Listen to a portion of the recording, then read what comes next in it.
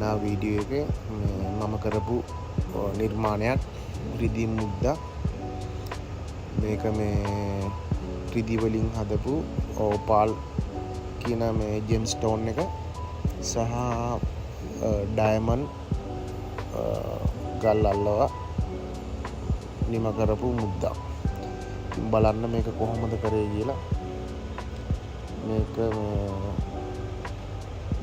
දවසක් විතර ගියා මේක හදන්න. බලන්න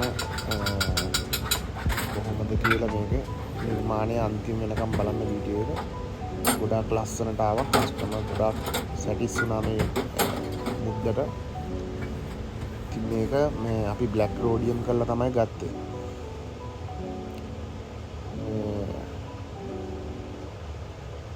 කියන්නේ කස්ටමර් කිව්වා මෙහෙම එකක් කරන්න ඕන කියලා. ඉතින් මම හිතලා තමයි ඩිසයින් එක මේ විදිහට හැදුවේ.